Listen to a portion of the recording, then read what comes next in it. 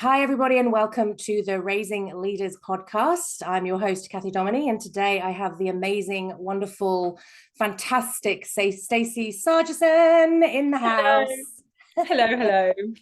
Thank you so much for being with me on this amazing journey. You're such a huge support of mine, and I'm so blessed to have you in my orbit, and you're just so dedicated to vision and change making, and I just absolutely love having you in my experience. So thank you again for showing up and just being such a brilliant support of mine.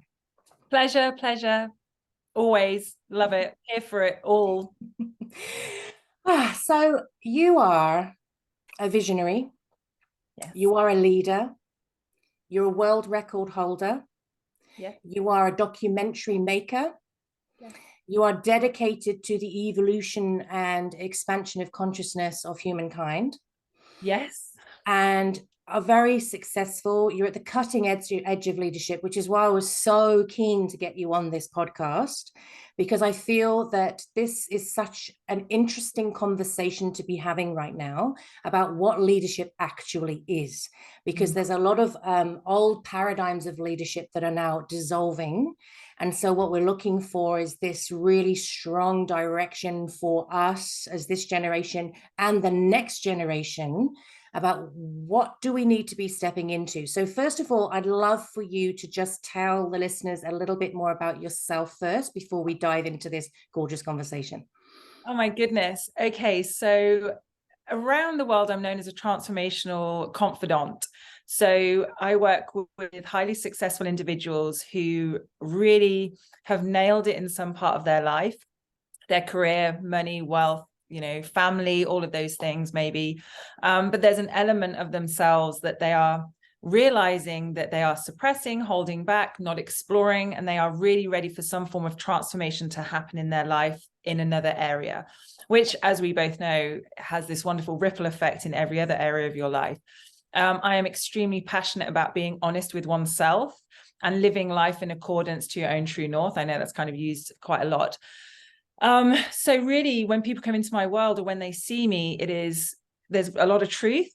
I cut amongst I don't sugarcoat much. A lot of the BS is removed. I love that. So I like to say it's a bit like a slap and a hug at the same time. It's like, oh, what did she just say? Oh my God, how does she know that that's what I was feeling? And I really do mean it when I say we've met for a reason. It's not just a wonderful sales spiel that works. It is inherently true. And so nothing is by accident. And when people watch me or see me or reach out, they are ready for some form of change within themselves and for their life to reflect the truth within self. So that's what I do in a nutshell from a client perspective. But on the whole, as a movement with my own mission and legacy and impact in this world now and forevermore, is truly helping people have that conscious awareness of who they are being, what they are saying. Are you saying what you say you're doing? Or is there any lack of integrity there? Let's address that, because we are ultimately setting the standard for future generations. And if we are holding back, suppressing, what is that really teaching generations to come and people around us on how to treat us and others? So when you invited me to speak on this podcast around leadership, it is a discussion, a conversation that is well overdue. So I'm glad that you're having it, and I'm glad to be here with you to really unpack it, of what we truly believe as visionaries is the way forward for humanity as a whole. Yeah. And what I love about what you've said is that I know you personally and professionally, and I know that everything you speak to is true. I know that you are completely congruent. I know that you are absolutely in integrity, and I know that you are dedicated to living this truth for yourself first, which is why I love having you in my orbit, because I love those leaders who are not afraid to do that work consistently on themselves, to keep elevating to another level. And so the fact that I know that to be absolutely true for you in all areas, this is why I'm so excited to have you on the podcast, because, you have such an important contribution to this conversation that people really need to hear. So I'm obviously very passionate about the next generation. So empowering parents to step into their full power, integrity, honesty, responsibility, accountability, all of those beautiful things, so that we can unleash that within our children. And what I found that a lot of parents who are often very successful in their own right are still carrying around remnants of an old paradigm that was handed down to them, that is no longer serving them. And they're sort of in this conflicted place where they're trying to keep some of the traditions alive, but they're not sure how to move that into the new future and all that sort of thing. And really helping to dissolve triggers, dissolve all that generational secular stuff. So that they can really create a fantastic environment for their young ones to really step into their true power. So for me, and we've spoken about this, we have these passionate conversations all the time, and I was like, we really need to record all of these conversations. Leadership is so much more than grades on paper, and I know that you're also super passionate about that. You are a leader, you work with leaders. So what's your take on where leadership is going for our young people? Oh my goodness, I mean, when we discussed this offline, one of the most powerful things that is coming through right now is, yes, you can have IQ, but EQ, emotional intelligence, is far outweighing qualifications as such. I mean, there's a time and a place, I'm sure. However, unless you have emotional intelligence, that's, if you don't have true leadership, if that's missing. Yeah. And what do I mean by that? That's compassion, that's empathy, that's a willingness to understand or put the shoe on the other foot, or, you know, see it from a different perspective, you know, allowing yourself to be honest and say, you may not know all the answers. Maybe there's somebody within your team, within your family, within your sphere, your peer group that knows more than you, and having that willingness to let go and say, maybe I don't actually know all the answers, and I'm ready to learn something new from people elsewhere. And I think there's a lot of old ways, which is, I know this is my way, this is how it works. That's old now. You don't know all the answers. And having that emotional intelligence to bring people together, that's going to far outweigh moving forward. That to me is true leadership. When you are you provide a space which allows others to grow, allows others to share, allows others to drop the masks. That's true leadership. You know, coming to the table as who you are, and not be scared or intimidated. You know, leadership isn't my way or the highway. It's gosh, no, it needs to be, there needs to have fluidity and movement. And does that make sense? Instead of this rigid like this rigid box, it's got to move. It's got to move with the times and the trends and things like that, and having the willingness to see where it's going, and experiment and explore and try new things, instead of thinking you know it all. Yeah, I love that.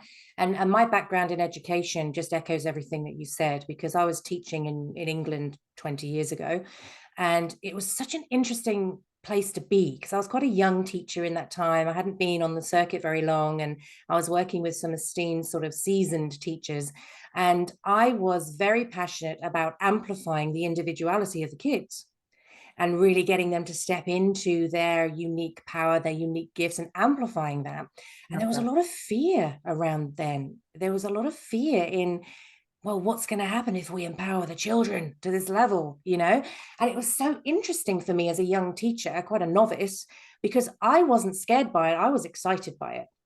And what I have found to be true, working with young people, is when you allow somebody to drop into their true power and amplify the depths of themselves in a positive way with careful scaffolding to channel them in the right direction, what I have found to be true is it's quiet, and it's steady, and it's kind, and it's generous. So when I've worked with classes who had been handed to me with lots of challenging behaviors, and they'd pretty much been disregarded, and I was just interested in knowing who they were. I wasn't interested in the behaviors. What's behind the behaviors? Like, where's your brilliance? Where's your genius? And it might not have been academic. You know, I'm a teacher and I know that not all kids' genius is academic. And, you know, once they really started to drop into their true power, they just unfolded these amazingly generous, kind, empathetic, caring individuals that were so confident in their own journey. They didn't feel the need to tear anybody down from their journey, you know? And I mean, how have you found that in the leadership circles where you've worked? True leadership and the people that I work with have an innate ability to also recognize the quiet ones. He or she who shouts loudest doesn't always win. And, you know, extroverts, introverts, whatever you want to say, not everyone is going to voice their opinion first. It does not mean that they're not a good leader. It just means that they are observing. There's a gift in that.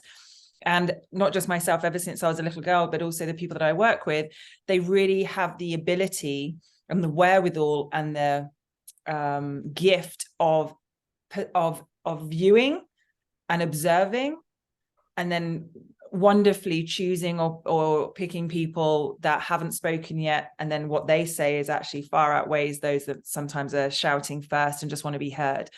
So there's a real ability to observe and see different personalities very, very quickly. And that can be on a Zoom call, that can be in a room, that can be amongst people, that can be at a dinner party. That's really where I feel there's that special sweet spot of leaders that I surround myself with. We all have the ability to read a room like that. Yeah. I mean, what I love about that is what I've studied leadership a lot, historically, and who's out there today. I'm lucky to be in that orbit where I also work with a lot of incredible thought leading transformational leaders. And what I love is what I found about true leadership is being able to self-reflect such a deep and honest level, which you touched on at the beginning of the interview, that you're able to see the areas that you're not as strong. And so you fill those gaps with experts around you, because you haven't got that feeling of lack. You haven't got that feeling of being lacking or insignificant in some way. You're able to go, that's not my area of expertise. Let me fill that gap with somebody who can elevate that area, because you're so comfortable with yourself. You're able to know these are my strengths, these are not my strengths. And every leader that I've spoken to have people in their orbit to fill those gaps, if you want to call them gaps, or those areas that need amplifying.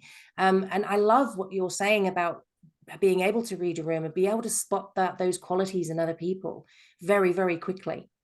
And one of the things you touched upon the world record and being a world record laureate, you know, for the first time ever in history, to really include every single person that participated in the world record. Such leadership also came from leaning on others, you know, and being honest, saying that we cannot do this alone. So come to the party, like, what can you bring? Bring your friends. Like, there's that inclusion, you know, it's that wider inclusion of skill sets, of, I don't know, influence, or, you know, gifts or talents or expertise. Exactly to your point, you know, I'm confident enough in self to bring people if I don't know all the answers, and also verbalize that, you know, and not thinking, well, you know, I best fake it till I make it, and like, you know, show that I am a leader and that I know all the answers, and saying, I don't know, I'll get back to you, or I know someone that knows way more about that area right there. But I sure as shit know the right person to ask for that. Do you know what I mean? Not just anyone, someone that I trust. Leadership is really sharing expertise and allowing others to step up and into their own leadership, you know, their own expertise, without the egotistical, well, if you now rise up, then that means I'm a crap leader, rather than actually, because you are rising up, that just shows the type of leader I am, that we all rise together. Together we rise, right? Yeah. And what I love about that is the ability to understand that being in integrity sometimes means bypassing the introduction and introducing them to someone else. Yes. So historically, when I've worked in this area of coaching, people have come to me and I've said to them, I'm not the right person to help you with this, but I will connect you with the person that you need. And I was talking to another amazing leader, Australian leader, the other day, and they said, I don't hear that very often in my world where people are referred on. And I was like, why not? Because, I was trained that duty of care is paramount. So your duty to care to your client is to get that client the best help they can possibly get, even if it's not with you, and that comes back to that integrity piece that you were talking about. So yeah, really, really important. So while we're raising our young people, yep. and I believe that whether you're a parent or you are not a parent, you have influence over raising our young people. Mm-hmm. What sort of things should we be amplifying in our young ones to really set them on the path to being leaders as adults? First of all, set the example of yourself. Lead by example. So, what you're teaching them, make sure that you're doing. There's the integrity piece. Let them see how it is done. Let them know it is safe. Let them know that they can be or are supported. One of the things that I said to you privately, and I don't mind sharing, is the whole reason as well of partaking and doing the world record was to leave something for future generations, whether I'm able to have children or not. I say in the documentary, I truly feel I have a duty of care. I have a responsibility as a generation prior to the future of setting that standard, setting that example, speaking up, whether that's at school, whether it's someone being mean, whether it's someone, not having a word, saying, can we, such and such hasn't raised their hand, miss, can we, but I think they might want to say something, or, being aware of others and realizing that every single action any of us take has a positive or a negative on another human being. And I really feel instilling that awareness of action, awareness of responsibility, can only be a good thing for future generations and for children, and for us to set that, don't speak to that person, be kind, or, whatever. I feel that there's a lot of do this, do that, but point the finger back at self. Are you doing that? And one of the things that I said to my own parents at one point was, by you accepting X, Y, and Z, you're actually telling me to shut up and put up. So what you're teaching me is, if I'm unhappy in a marriage, to shut up and put up and keep going, even though neither of you are happy and haven't been for a while. And I said that to my own mother, and father. And so their marriage ended. And the reason I'm saying that, but it was as their daughter, you're telling me to keep going, keep going, keep going. At what point do you finish? And I know that can be quite triggering to many people because their own beliefs of marriage and things like that. But the point of what I'm trying to express is what you're saying, but what you're teaching me are two very different things.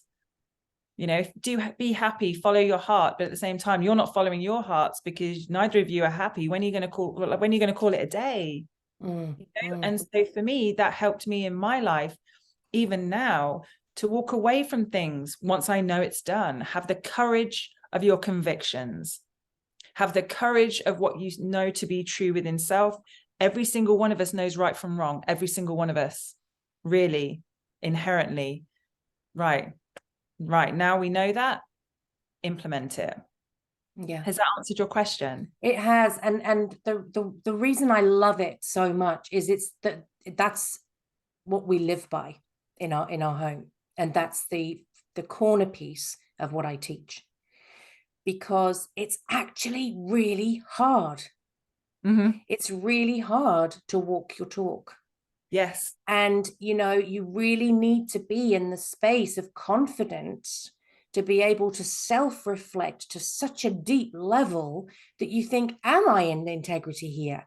And questioning the unconscious core beliefs that we've grown up with, that were handed down to us, that we embraced without questioning, right?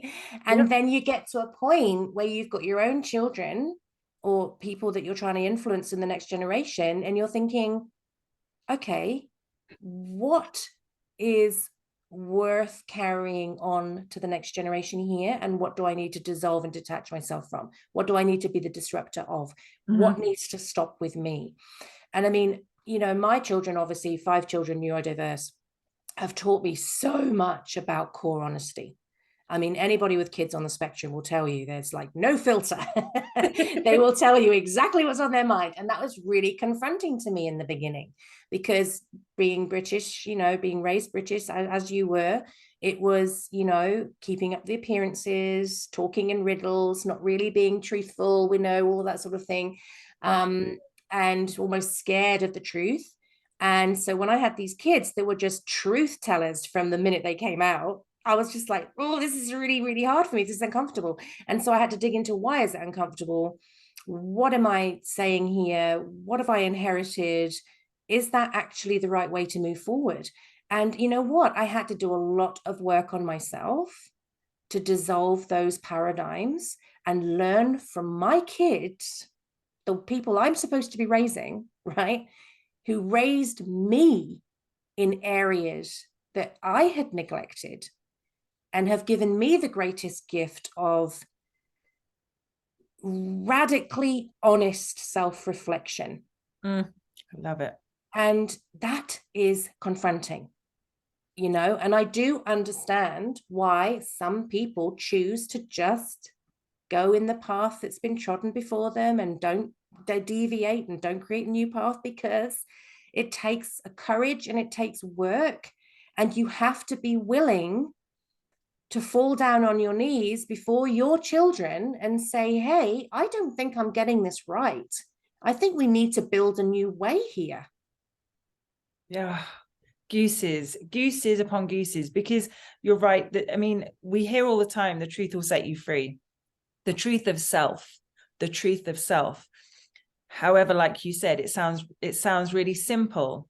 It is facing all aspects of yourself, being willing to face all aspects, being willing to face generations after generations of traditions, of conditioning, of whatever, society expectations, and being able to look in the mirror, as I say, to be able to look in the mirror and know that there is nothing in your life that you are hiding, that you are pretending doesn't exist, that's a dirty little secret, that you're just like, oh, that is true freedom for me, and I live it.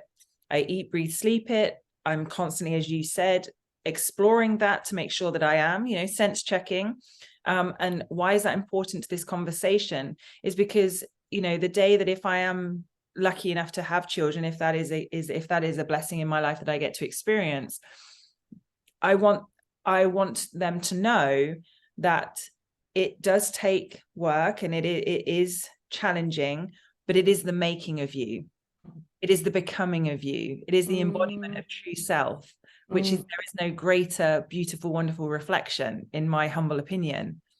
Because once you're at that place, then any interaction anyone has with you is of the highest regard of truth. You know, people know where they stand. You know, that they don't have to like it. There's a difference between knowing where they stand and liking it. No, that's not for us. That's not our can to carry, which you've lovingly helped me with, and we've talked about that prior. And that, hell yes, more people like that, so you know. Because I tell you, for why that's important, the world will be a happier place, I assure you, when you are deep with your own stuff rather than projecting. Yes, a lot absolutely. of generational things are projections, expectations, but is it of truth of what you desire? What is calling on your heart? Maybe you've been told you could be a doctor, but actually you want to be a painter. You're spending your whole life like you're not congruent. And that is where anxiety, pain, like all of that negativity. So yes, I do hope, I know I went a bit around the houses there, but I sincerely hope that anybody that comes into contact with me can feel that. That's why when we have an interaction, there is no judgment. Hell no. because at the end of the day, you've got to face yourself. And that's the biggest judgment of all, is self. So. What I love so much about what you're saying and what I respect about it is there's a difference between that sort of level of truth that you're talking about and the guilt, shame, blame that we both agree is a paradigm of the past that has no place and is of no use to us moving forward. And what I really, really love about what you're saying and why it's so insightful is because, as you know, I fill my world with people like you. So I can phone you up and say, hey, this is happening right now. I think it's a blind spot for me. Am I being an a-hole, or do you know what I mean? And I know 100% I can call you or a handful of other friends and they can say to me, hey, Kath, you're being an a-hole. And I'm like, okay. And I can, but I know it's not said with judgment. I know it's not said with blame or guilt or shame. It's said because you actually want me to elevate. You actually want me to dig into that blind spot and become a better, stronger, more visionary version of myself. And that's where we have lost the ability to grow in society, in my humble opinion and in my experience, is we're looking for ways to, as you say, project, because we're feeling lack in ourselves. So we're going to condemn somebody else to make ourselves feel better. And there's this cycle of condemnation out there, which isn't helping anybody because it's making people frightened to speak their truth because someone's going to come and cut you down. But it's also this fear of, I don't want anybody to see that I'm lacking in any way because that means I'm a failure in all areas. And this sort of really damaging belief. Whereas if you can have this honest conversation, I mean, I don't enter into the whole debate in social media because there's a real lack of integrity there. There's a real lack of integrity. And are you commenting because you genuinely want to shift the perspective of the person that you are communicating with, to offer a different opinion or experience to expand consciousness? Or are you just trying to go to the old paradigm of I'm right, you're wrong, you shut up, I need to speak? You know, and I look at all these situations and I think, what are we teaching our kids? You know, we're saying to our children in the schoolyard, in the youth group, in the sports group, come on, guys, you know, good sportsmanship. We need to be this, we need to be that. But then in our own lives, how are we actually conducting ourselves when we come across somebody that we don't necessarily agree with? And, you know, I mean, I was having a conversation the other day and saying, it's very easy to wear t-shirts saying, be kind, love is the answer. That's great. How are you showing up with kindness and love with somebody who you actually feel offended by? Yes. I can speak from personal experience, just maybe to give another example of this, of setting the example for others that are also watching, of younger generation, maybe children or, you know, children or adult children as well, is especially through toxic situations, toxic relationships. That could be family, other members, partners or whatever. And one of the things is what I've recently realized is that sometimes silence is golden, and is actually the most elegant, articulate thing you can actually do. Is I think my mum used to say, you know, give enough rope, and that you don't always have to speak up and push back and defend. Sometimes your biggest defense is saying nothing at all and carrying on your life as you always have done, and let that speak. It's the same with saying, I'm going to do this, this, and this, and I'm going to achieve all of this. Let your results speak for themselves of what you are doing. Like I've shared with people my own personal health transformation. Instead of saying it, like you said, wearing the t-shirts, having in the kitchen, dream, believe, do, whatever, but you're actually not doing any of that, and you're going to a job you really despise, but it's all around your kitchen. Like that's where I think, no, that's where integrity, that's where congruency, that's where, you know, daring to shut up. You don't have to keep forcing your opinion, especially to those that will never understand or are not willing to hear. whether that's in toxic relationships and friendship circles or whatever, or even business, to saying, do you know what? I'm not even going to waste my energy. I'm going to take myself out of that situation to go somewhere where I am more valued. First of all, within self, and leave that company, grow a pair of lovely brass kahunas and say, right, do you know what? Enough. This is a waste of my time to be amongst people like this. I'm out. I'm out. I'm done. And that's the truth within self that is rising up. You do not have to convince anyone of anything. Yeah. And I say this in my business, and I say this in my love life, and I say this with my friends. I will not convince anybody to hire me, sleep with me, date me, be my friend. It's either a hell yes or carry on and you carry on your life. Mwah, mwah, mwah, mwah. Yeah, absolutely. And what do we want to be pouring our attention and energy into? Yes. You know, I mean, I had an interesting episode at the end of last year. And there was somebody in my experience actively provoking me multiple times a week in various different forms, and I was just like block, block, block, block. And they were really quite vicious, and they were playing on my dad's death and all sorts of things, really nasty stuff. And I thought, I'm not participating in that. That's coming from wound. Like, you are in a wounded place. You are not in alignment with yourself. You have no joy in your heart. And so you've chosen me as the target to bring down. And as you said, the silence was so powerful because there's nothing they could do to provoke me. There was nothing, because I was like refusing to participate. I'm just like, I have empathy for where you are. I have compassion about what's happening in your life. I am not participating in it. We get to choose how we respond, right? In any way, shape or form. And I feel that that's also an example, you know, that we get to set for future generations. Look, I don't feel the need to and I've worked with you through this. So I'm speaking because of also the work we've done, that I don't mind sharing that we've done, is I know within myself, I am a wonderful person. I know within myself, I'm here to hopefully have every single person comes into contact with me feels elevated, the faith in humanity again, expanded. Sometimes they may have been a bit like, whoa, that's close to the bone, Stacey, but thank you, because it's shifted stuff, whatever. But also, most importantly, I know within myself, I'm not here to hurt anyone. That is not my mission here on this planet. So anything else that is reflecting otherwise, or trying to say, well, she's this and she's that, and I'm talking people that have watched me as well, carry on, because I'm not, and time is our most precious commodity.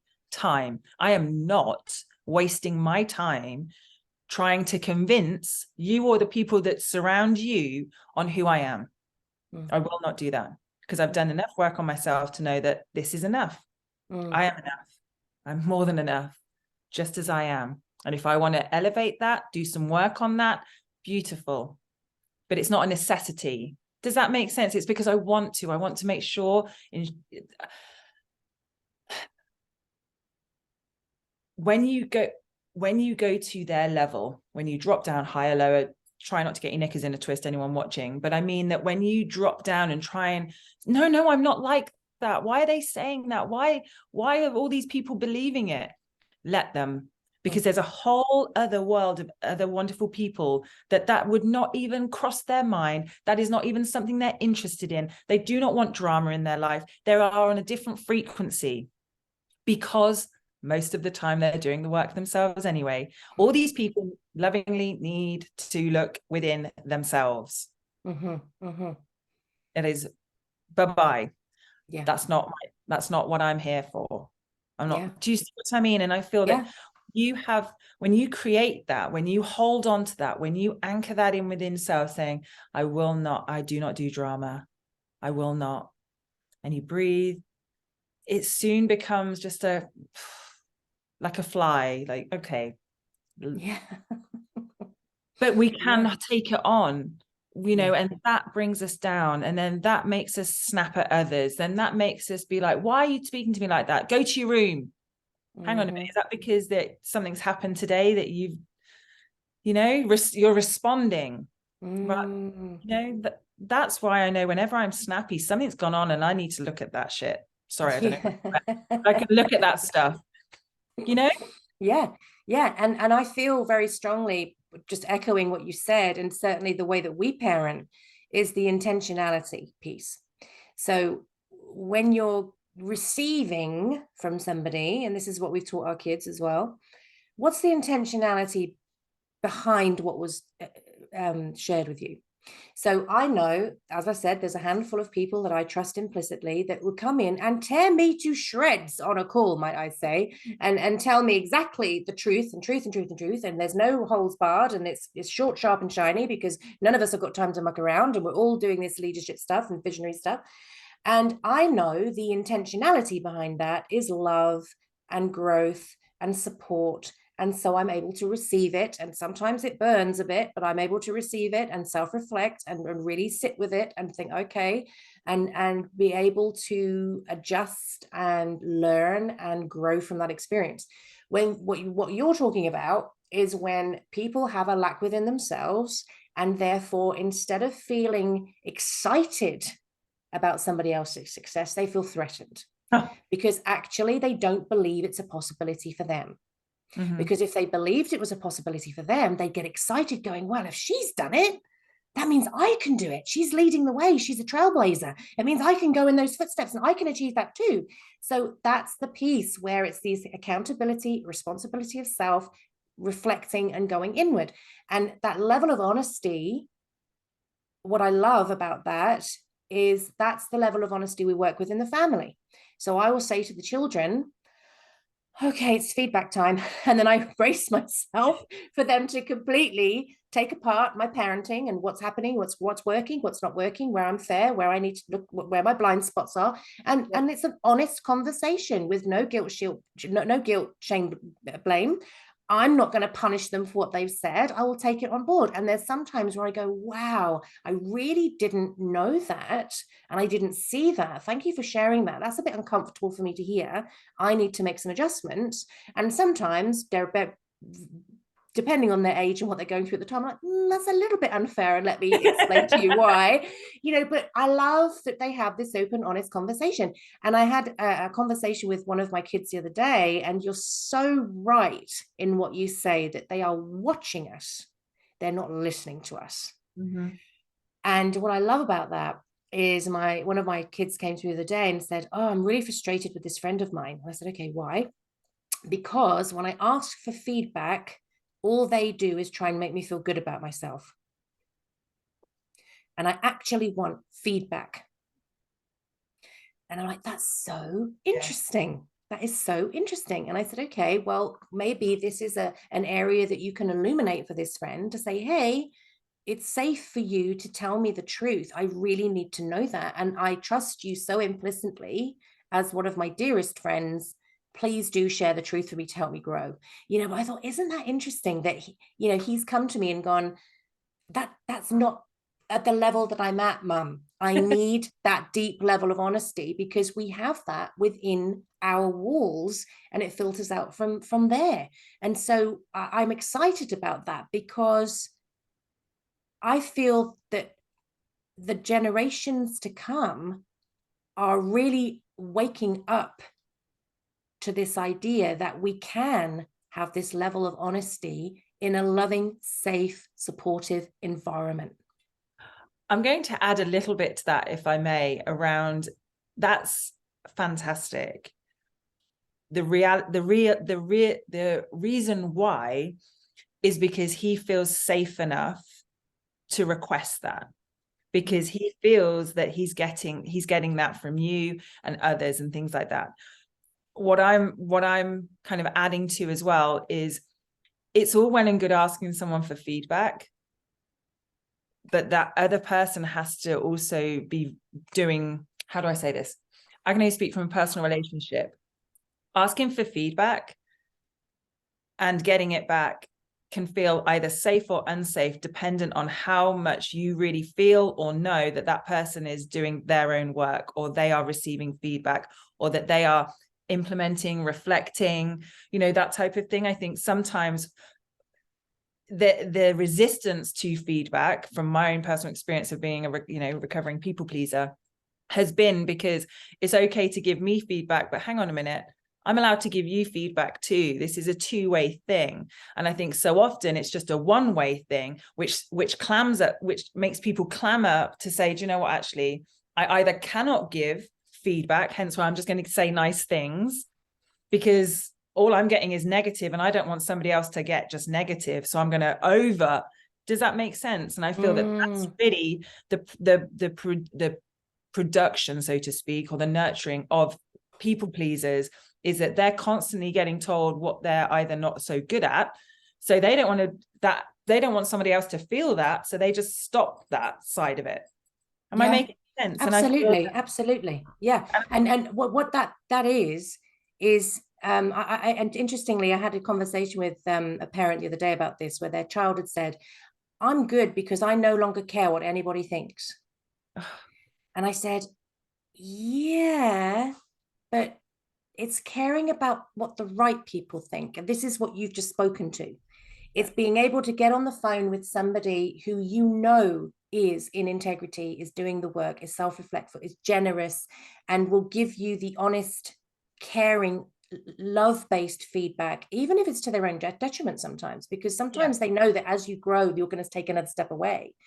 And I said, you know, what we should be teaching our kids is not to care what everybody thinks, for sure, but still care about what some key people think that you have in those trusted places. Because I feel like we've almost gone the other way with young people, that we're just going, just be you in every way, which I agree to a point, unless you're being a jerk to everybody, in which case somebody needs to step up and say, hey, you're being a bit of a jerk here. You need to wind that in.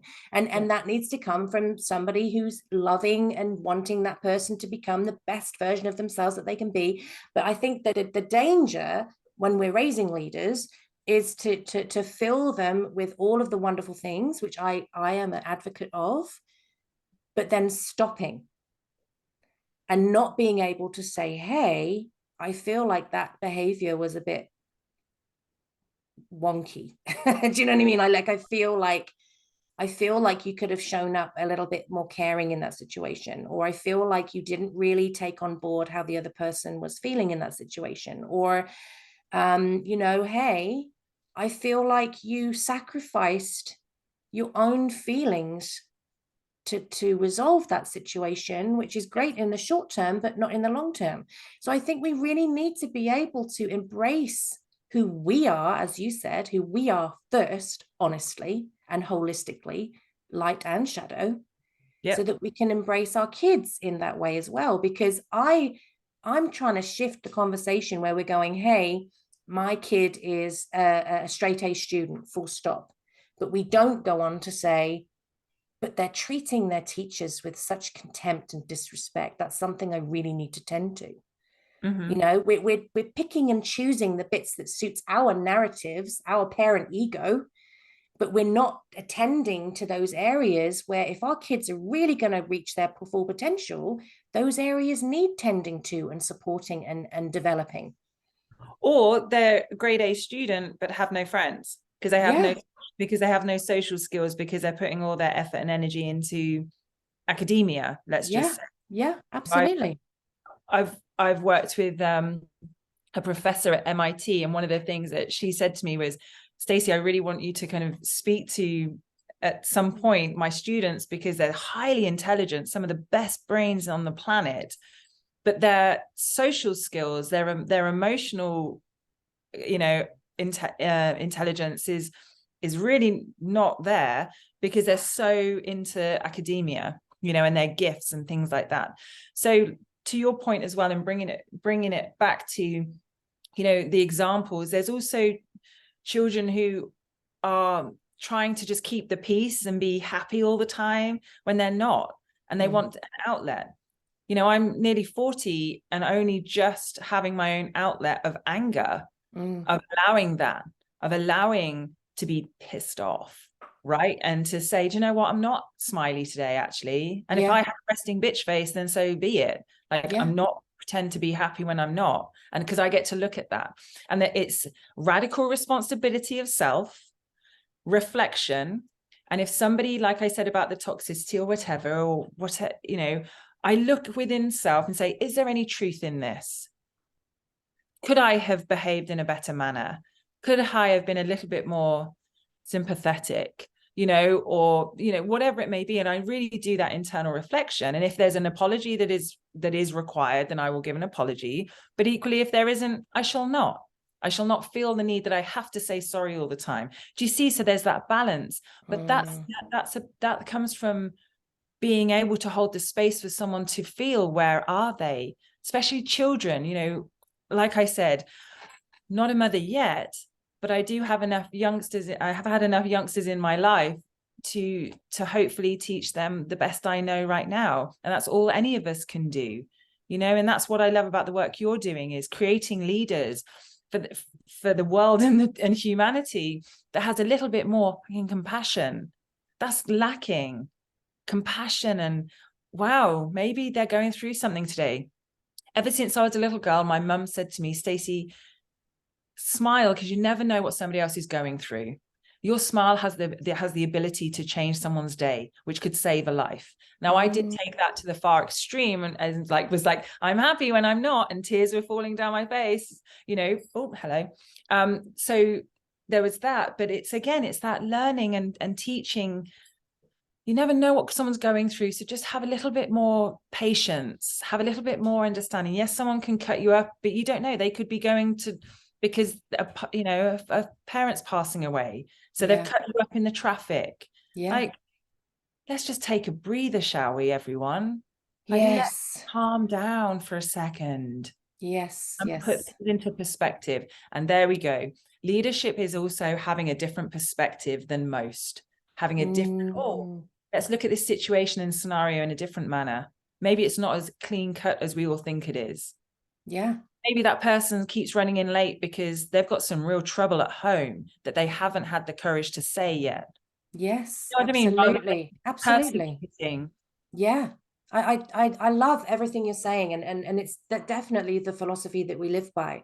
And, you know, I remember being at a parents' evening once in many schools ago, and with my children, we were there as parents, and dad came in with his kids. He was late. He'd obviously come straight from work, and they were eating Chinese food. And my husband actually made a comment, and I said, but he's here with his kids, obviously just come straight from work. They're hungry, so they're eating, but he's here with his kids. Do you know what I mean? And, you know, and my husband went, yeah, fair play. You know, I'll take that on the chin. You're right. Because but it's always about that modeling. And I remember the beautiful story that when we first moved here, so we weren't very au fait with how to do things in Australia, and it was really hot, and we didn't have internet set up in our house. We hadn't been here very long at all, and I needed documents. You know what it's like coming over, there's documents galore for everything, and I needed to send these documents, and we didn't have an internet connection, and we didn't have anything set up at home. So I went to the post office to fax them, because that's how basic it had to be. I had to fax them. And anyway, really hot, 3 young children in the post office, massive line, didn't want to be in there, very stressful, very busy. Got to the front, and the woman that served me was actually quite rude. And I just remained pleasant, as I like to try and stay steady regardless of what's happening around me. And anyway, gave her the forms. She really wasn't happy serving me, which is fine. I came home, got all the way home, and she had 2 of the pages hadn't gone through. I was like, I really need this to go. I was really cross, because that means I had to get the kids back into the hot car, back into the thing, back to the line. And anyway, she saw me in the queue, and she sort of, you could see her thinking, oh God, here we go, you know. And I just went up and said, hey, I'm really sorry, but I said 2 of these pages didn't go through. I really, really need them to go through today. Would you be kind enough to please try again, because they didn't go through the first time? So she sort of snatched them off me, went and did it, came back. And then she said to me, I'm really sorry. My dad died yesterday, and I just can't think straight today. Oh, And I just said, oh my God, I'm so sorry. Absolutely, you know, and I was so grateful that I had continued to be kind. I was so grateful because I could have very easily, trust me, I could have very easily slipped into anger and resentment and complaint and all of the things. But I was like, deep breath, that's not who I am. It doesn't matter. We just have to go out again. It's not the end of the world. And having that talk to myself, right? yeah. Give myself a talking to before I went back.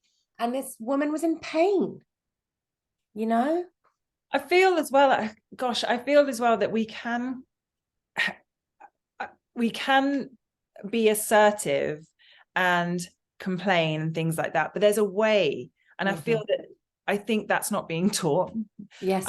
as much. There is a way to complain. You know, I would say, look, I know it's not your personal fault. Yes. It's the company's. So I'm not having a go at you, but please pass this on to the managers that need to hear this. These are my thoughts.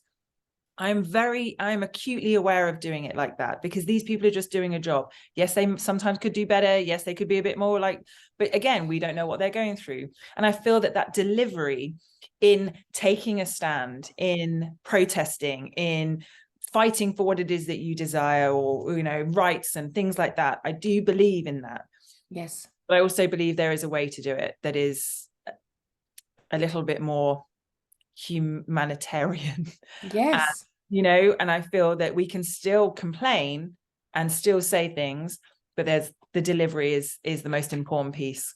Yes. And you know what? It impacts how it's received. Yes. Because I had this really interesting conversation I made a complaint. I had actually a list of complaints for somewhere recently.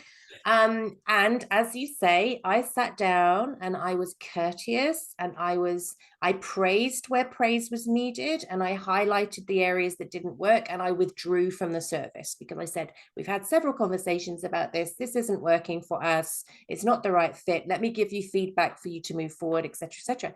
And the girl, who's quite a young person in charge of it, and she came and she said, can I just say, I loved your complaint. And I was like, okay.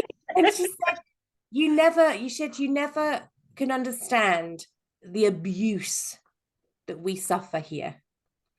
And she said, the fact that you've actually told us you don't want our services anymore, but in such a way that we could really receive that in a positive way, be thankful for the feedback and move on. And I was like, oh, and it's so interesting because she said, you know, we get personally abused on a weekly basis, almost daily basis. And you know what? You're not going to bring out the best in that person by doing that. What are you hoping to achieve by that? And that's the thing. This is the power of influencing others. This is your sphere of influence, which goes back to everything we said from the very beginning of everything. The way in which you behave will have a positive or negative on those around you. And also it's a win-win when you are a kind person, but you know, you've got things that you want to say, you want complaints to make, but it's all in the delivery. Don't be surprised if you're on hold for longer, if you're saying, do you know what, John? Like, well, John's going to put you on hold for a lot longer than he's saying, like, I know it's not you. I'm sure you're sick to death of having calls like this. I am frustrated. Here's why, blah, blah, blah, blah, blah. Human to human. Yeah. That is what this boils down to now and forevermore. We are all humans on this planet. Can we actually just take that right now and deal with it accordingly? None of us know what's happening behind the scenes. None of us. So give everyone a fucking break. Yeah. Let's breathe. Yeah. Let's lead by example. Let's be compassionate, but also forthright with gusto and conviction of self. And you can't go wrong. I don't know why people make it so much more complicated than this. Maybe I'm delusional, but I would rather be this delusional and have wonderful thoughts of humanity and trusting and believing that we get to do this thing called human life better. But all of us have a part to play in that. Yeah. Because it's how we're interacting with one another and the life that we are bringing into this world. And how they're going to continue this on. Yeah.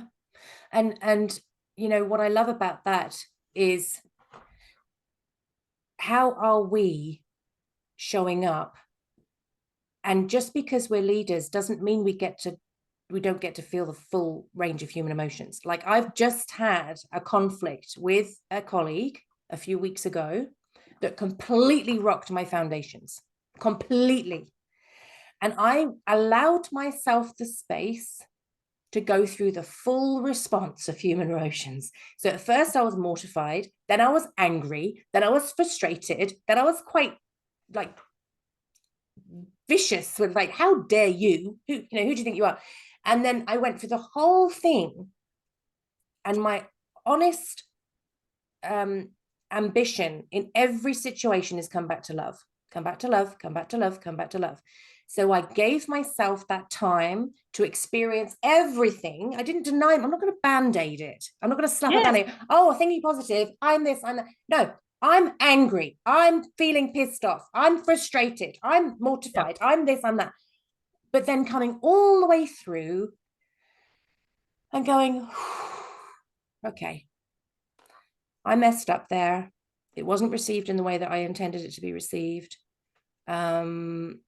I need to reflect on how I handle situations. The response came from wound. What if this was somebody I really, really loved? How would I respond? Yeah. But that took 2 days. Okay. It wasn't instant. And I think it can take months as well. But there seems to be this misconception that leaders out there just automatically go to that place of love. That's not always the case. No. Are able to practice the pause long enough to know we can work through all of that and come back to a loving place, a centered place, a powerful place, calm, and we can respond from that point. And I think that is so key to be teaching our kids. But of course, as you said, we have to do it ourselves first. Yes. So we could talk for hours and hours, and we have, and we will. But in conclusion, if people were to take away the top 3 gifts they could give to their kids to position them for leaderships in adulthood, what would those top 3 things be? Gosh, top 3 things. Firstly, expressing that it's safe for them to explore themselves. Yeah. Second of all, I would definitely say, what can we give them? Honesty, that you and truth, that you do it too. Yeah. Share with them commonality. I felt that too. I feel this too. I think that's important as well, that they have some form of some form of soundboarding and proof that it's, you felt it too. Okay. So safety for them to express whilst they express, or whilst they're going through it, saying, it's like, yep, been there. I've been there too. Yes. I wasn't proud of myself either, because I've reacted like that before. Examples of how you yourself have done it, gone through it, because through it is important. And lastly, that perfection does not exist, but honesty of self is the most perfect reflection. Yeah, I love that. What a perfect way to round off, honestly. Thank you so much. You're such a, your life is so full. I've stopped saying you're busy. Your life is so full for you. Life is so full. And for you to carve this time out to pass this knowledge and insight on to parents and to young people who are listening, I'm so, so grateful to you. Thank you for the light that you shine into the world. Thank you for being in my orbit. I respect you mightily, and I've been thrilled to have you on the show today. Oh, absolute delight. Love you very much. And yes, we've all met for a reason. So excited to see where who's watching this and listening to this, I would love to connect. So do say hello. Don't be scared. Absolutely. And I'll put all of Stacey's details in the notes so that you can reach out to her directly and see all of the wonderful work she's doing, including her world record and her documentary. And she's doing incredible things in the world. So please do reach out and connect with Stacey. So thank you. And thanks for listening. And I will see you next time.